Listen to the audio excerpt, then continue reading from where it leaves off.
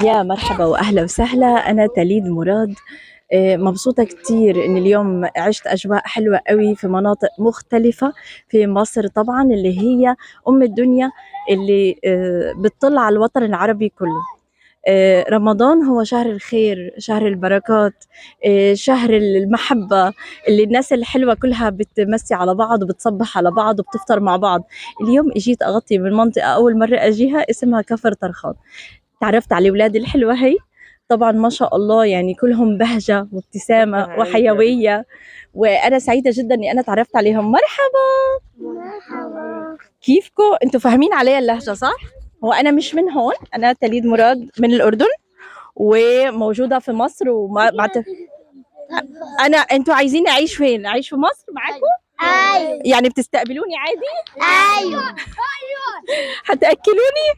ايوه طب في مكان أقعد فيه عادي؟ ايوه ربنا يخليكم. ايه اللي مخليكم كده دايما مبتسمين؟ احنا ولا عشان ربنا بيحبكم؟ طيب الوشوش الحلوة دي هتلاقوها غير مصر ولا في مصر بس؟ مصر بس لأنه مصر الأردن. بجد؟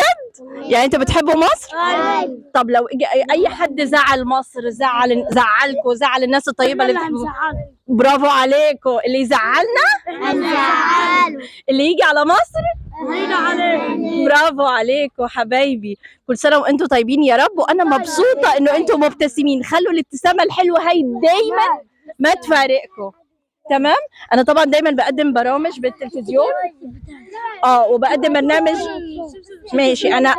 بصوا، انا تليد مراد اسمي، بقدم برنامج ايش حلو مع تليد. وانتوا الحاجة الحلوة والايش الحلو اليوم اللي انا شفته. دايما خليكم مبسوطين لانه ربنا بيحبكم قوي، والحياة كتير حلوة إن شاء الله، وتحققوا كل أحلامكم يا رب. كل سنة وأنتم طيبين. شكرا كتير، أنا اللي بشكركم. شكرا حبايبي. شوفوا دايما ما شاء الله الابتسامة الحلوة هي، يا رب يحميهم ويخليهم، مش بس لمصر، الوطن العربي كله. باي باي. باي حبايبي.